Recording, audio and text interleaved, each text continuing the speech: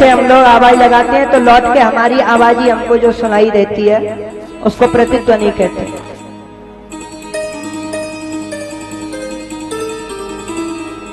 हर वृक्ष से आवाज आ रही है, ब्यास जी चिल्ला रहे हैं बेटा बेटा बेटा, तो लौट के आवाज आ रही है बेटा बेटा बेटा। मानो श्री सुखदेव जी वृक्ष वृक्ष में समा गए हो, पत्ते पत्ते में समा गए हो और उपदेश कर रहे हो व्यास जी को, पिताजी कौन किसका बेटा, कौन किसका पिता, न जाने कितने जन्मों में मैं आपका पुत्र बना होऊंगा, आप मेरे पिता बने होंगे, और न जाने कितने जन्मों में मैं आपका पिता बना होऊंगा, आप मेरे पुत्र बने होंगे।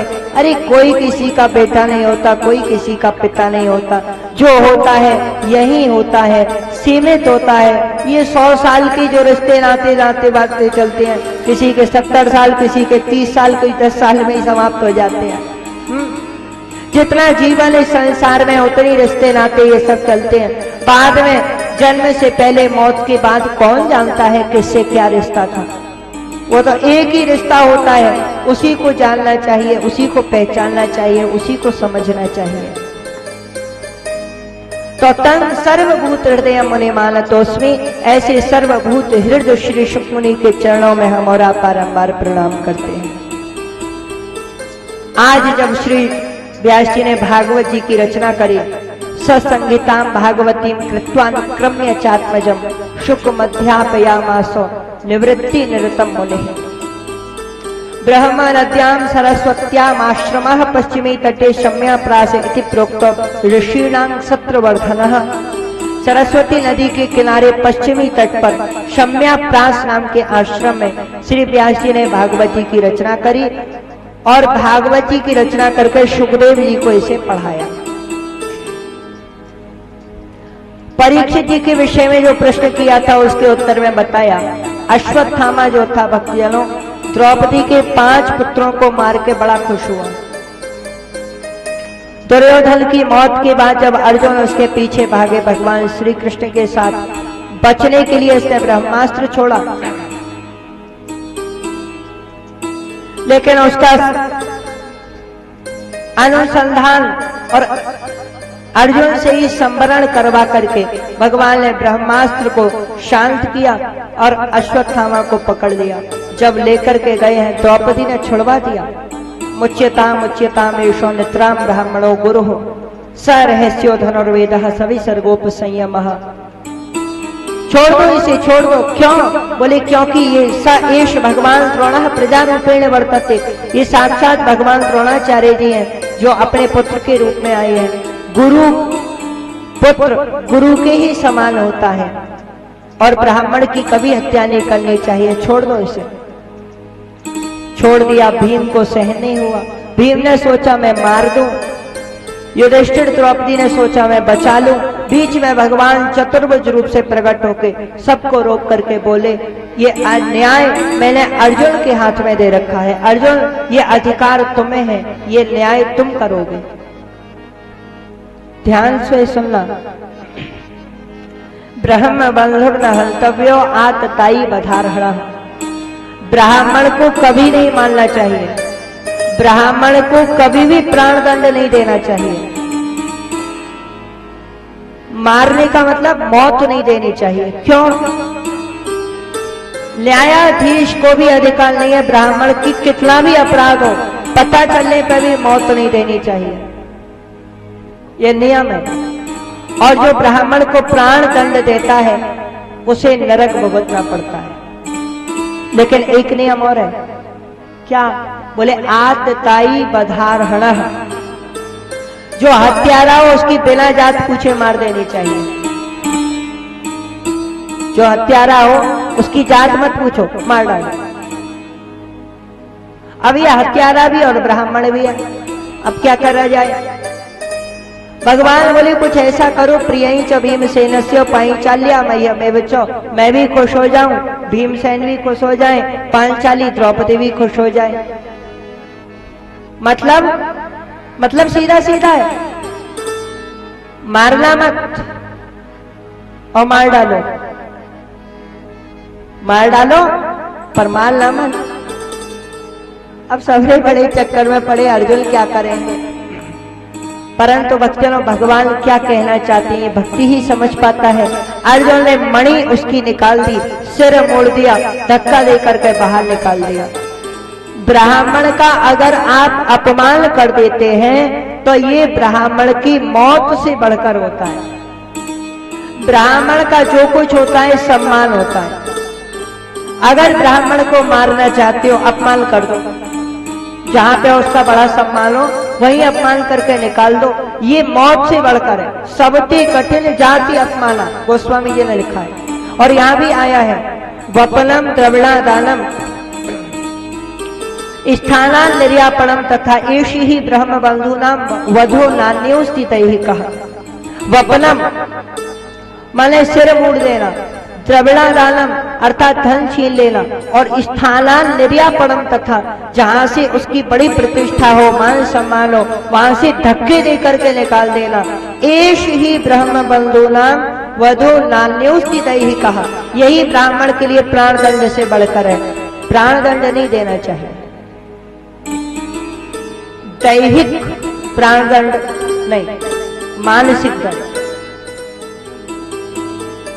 लेकिन अश्वत्थामा कहां चैन पाने वाला था महाराज, इसने वो ब्रह्मास्त्र उत्तरा के गर्भ पे चला दिया। तो उत्तरा की भगवत शरणागति हुई है। पाहि पाहि महायोगन देवदेव जगतपते नान्यन त्वदभयम पश्ये यत्र मृत्यु परस्परम। प्रभु से कहा, हे गोविंद, हे नाथ, हे शरणागत वत्सल, मुझे बचाइए। भगवान ने उत्तरा के गर्भ में प्रवेश करके बचाया है श्री परीक्षित जी को।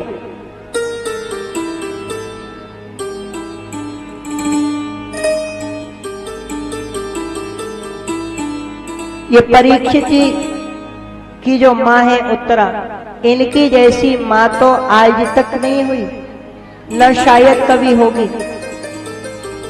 दुनिया में कौशल्या देवकी जैसी अनेक माँ हुई जिन्होंने भगवान को अपने गर्भ में धारण किया। सुनीति और कयाधु जैसी माँ भी हुई जिन्होंने भक्तों को अपने गर्भ में धारण किया। पर उत्तरा जैसी माँ तो भक्तों न हुई न होगी जिसके गर्भ में। इसका पागल बाबा की वाणी के माध्यम से अगर उनके भाव को देखें तो कन्हैया से प्रार्थना करी है, लाला हमारी भी अर्ज मंजूर करो, मुझे तुम्हारे दर्शन की ही लालसा है, दर्शन की ही कामना है, कर ले अर्ज मेरी मंजूर, काना रे काना। आइए बड़े प्रेम से इस भाव को, मानो श्री पिता में भीष्म का भाव है, थोड़ी मस्ती में भाव है, तो आइए मस्ती में ही गाते हैं। और इसका भाव बड़ा अच्छा है, ध्यान से शब्द सुनते चलना और प्रेम से ताली बजाते हुए। जय जय श्री राधा। जय।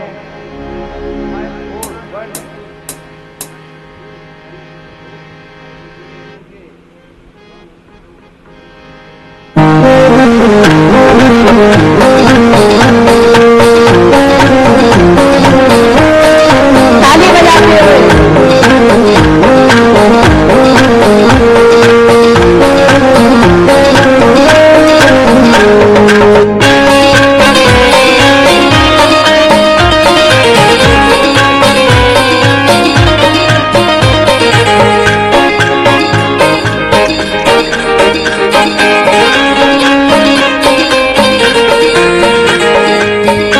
काना रे काना हो प्यारे काना, काना रे काना हो प्यारे काना, काना रे काना हो प्यारे काना, काना रे काना हो प्यारे काना।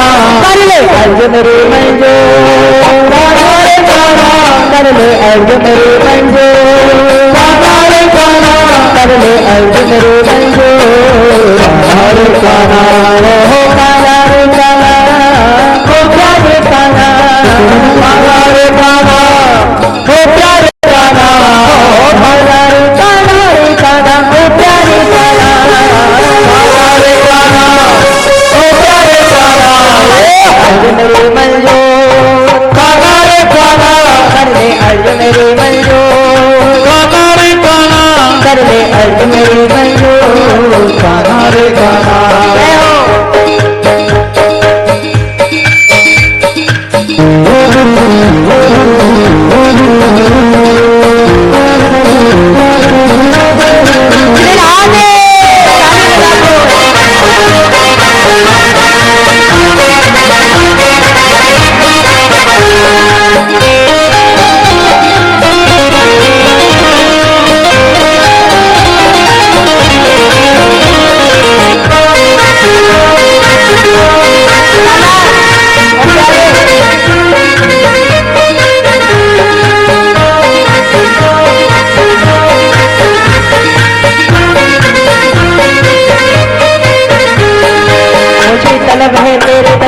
सुन ले मुरली वाले, सुन ले मुरली वाले, सुन ले मुरली वाले, मुझे तलब है तेरे दर्श की, सुन ले मुरली वाले, सुन ले मुरली वाले, सुन ले मुरली वाले, सदियों से हो तेरा दीवाना अब तो गले लगा ले, सदियों से हो तेरा दीवाना हम तो गले लगा ले, सदियों से हो तेरा दीवाना अब तो गले लगा ले, सदियों से हो तेरा दीवाना हम तो गले लगा ले। मुझसे क्यों है इतनी दूर, काना रे काना, मुझसे क्यों है इतनी दूर, काना रे काना, मुझसे क्यों है इतनी दूर, काना रे काना, हो काना रे काना, हो प्यारे काना, काना रे काना, हो प्यारे काना, काना रे काना, ओ प्यारे काना, काना रे काना, हो प्यारे काना, अर्ज मेरे मंजूर,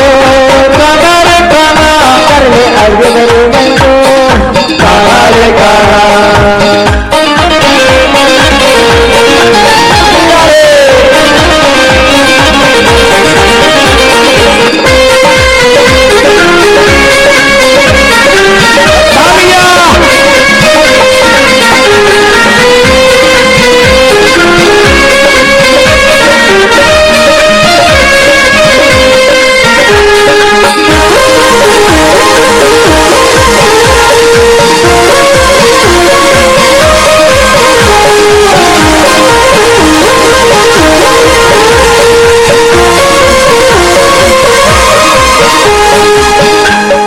तौबा कर ली दुनिया से अब पड़ा हूँ पीछे तेरे, पड़ा हो पीछे तेरे, पड़ा हो पीछे तेरे, तौबा कर ली दुनिया से अब पड़ा हूँ पीछे तेरे, पड़ा हो पीछे तेरे, पड़ा हो पीछे तेरे, तेरे मेरे मेरे तेरे जन्म जन्म के तेरे,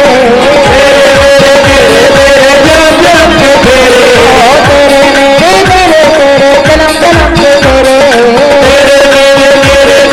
जन्म जन्म के तेरे। मैं हूँ दुनिया से मजबूर, काना रे काना, मैं हूँ दुनिया से मजबूर, काना रे काना, मैं हूँ दुनिया से मजबूर, काना रे काना, हो काना रे काना, हो प्यारे काना, काना रे काना, हो प्यारे काना, काना रे काना, हो प्यारे काना, काना रे काना, हो प्यारे काना।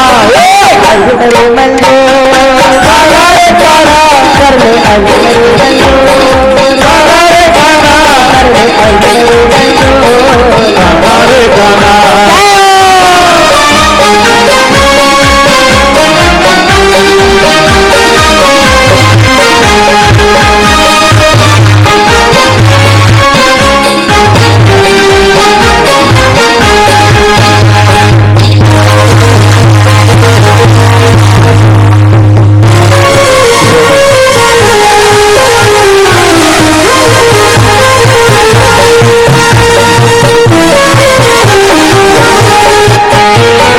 तेरे जहाँ आप हो प्यारे हम तेरे दीवाने, हम तेरे दीवाने, हम तेरे दीवाने, तेरे जहाँ आप हो प्यारे हम तेरे दीवाने, हम तेरे दीवाने, हम तेरे दीवाने, तेरे हैं हम तेरे हैं दीवाने या न माने, तेरे हम तेरे हैं दीवाने या न माने, तेरे हैं हम तेरे हैं दीवाने या न माने, तेरे हम तेरे हैं दीवाने या न माने। दुनिया में मशहूर, काना रे काना, तू है दुनिया में मशहूर, काना रे काना, तू है दुनिया में मशहूर, काना रे काना, ओ काना रे काना, ओ प्यारे काना, काना रे काना, हो प्यारे काना, ओ काना रे काना, ओ प्यारे काना, काना रे काना, हो प्यारे काना।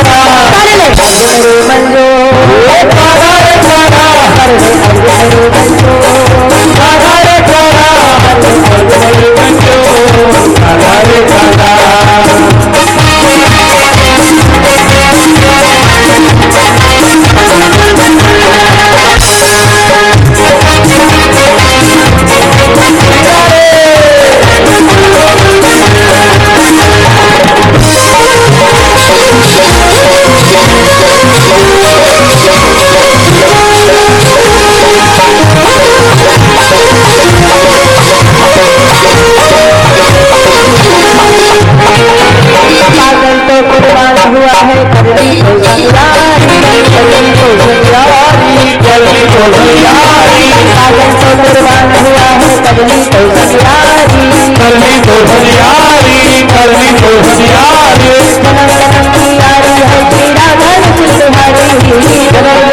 यारी है श्री राधा रसिक बिहारी जन्म जन्म की यारी है श्री राधा रसिक बिहारी जन्म जन्म की यारी है श्री राधा रसिक बिहारी जन्म जन्म की यारी है श्री राधा रसिक बिहारी भक्ति में रहो सारा रे सारा मेरी भक्ति में रहो सारा रे सारा मेरी भक्ति में रहो सारा रे सारा काला रे काला ओ प्यारे काला सारा रे सारा ओ प्यारे सारा काला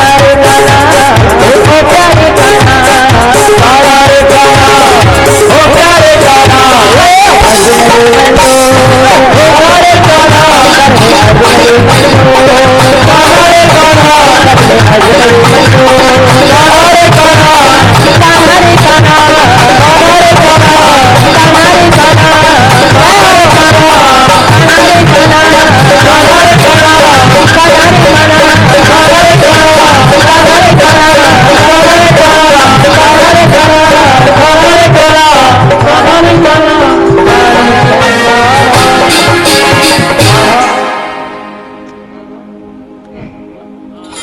बोलो कृष्ण कन्हैया लाल की जय। बलिहारी प्रभु बलिहारी।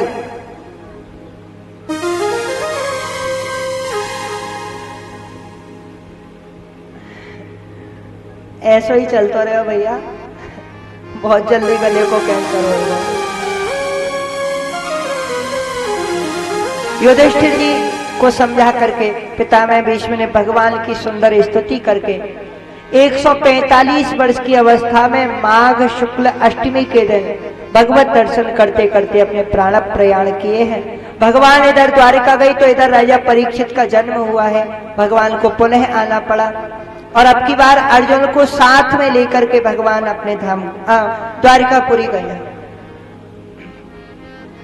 एक बार विदुर जी महाराज आए, रात का समय था, कोई नहीं था, तब अकेले में अपने भाई धृतराष्ट्र के पास पहुंचे।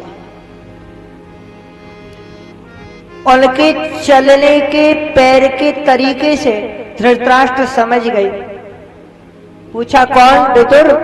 बोले हाँ भैया मैं।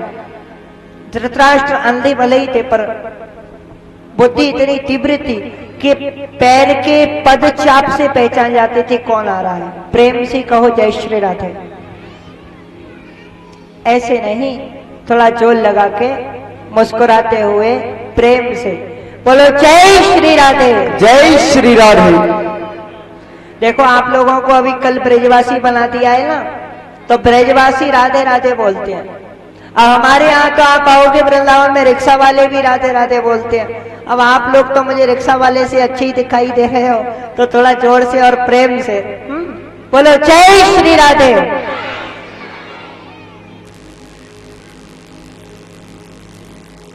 विदुर जी ने धृतराष्ट्र से कहा भैया अहो महीयसी जंतोर जीविताशा यया भवान भीमापवर्जितम पिंडो मादत्ति गृह पालवत। ये भक्तों विदुर जी ने समझाया, आप लोग भी ध्यान से सुने। मनुष्य इतना कष्ट पाता है, शारीरिक कष्ट पाएगा, मानसिक कष्ट पाएगा, फिर भी मरना नहीं चाहता, सोचता है और जीऊं और जीऊं। अहो जीविताशा जंतुर जीविताशा यया भवान, अहो जीविषा जंतुर जीविताशा यया भवान। तुम्हारी ऐसी जीने की इच्छा भैया कैसी? बोले भीमापवर्जितम पिंडो मादत्ति गृहपालवत। गृहपाल कहते हैं कुत्ते से। भीम तुमको कुत्ते की तरह अपमान करके भोजन कराता है। रोटी ऐसे डालते थे भीम थाली में जैसे किसी कुत्ते को फेंकते हो, इतना अपमान करते थे। हालांकि बुजुर्गों का सम्मान करना चाहिए, ये बात सही है, लेकिन भीम ही ऐसे थे जो बिल्कुल भी सम्मान नहीं करते। धृतराष्ट्र से सबसे ज्यादा चिढ़ते थे भीम। उसके पीछे भी कथा आती है, चिढ़ती क्यों थे, महाभारत में आती है कथा। एक बार धृतराष्ट्र ने भरी सभा में भीम को मारने का प्रयास किया, झूठा नाटक किया, ढोंग किया रोने का, और जैसे भीम की मूर्ति सामने रखी तो ऐसे कुचल दी, चूर चूर हो गई लोहे की मूर्ति। भीम बच गए। तब से समझ गए कि धृतराष्ट्र अंधा तो है, ऊपर से भी और भीतर से भी। बड़ा अपमान करते थे। भैया ऐसा जीवन जीने से क्या फायदा? लोग बाग जीना चाहते हैं, कष्ट सह के जीना चाहेंगे पर भजन करना नहीं चाहेंगे। कैसी जीवन की जीने की इच्छा है? अरे इससे बढ़िया तो भजन करो परमात्मा का, भगवान का भजन करो।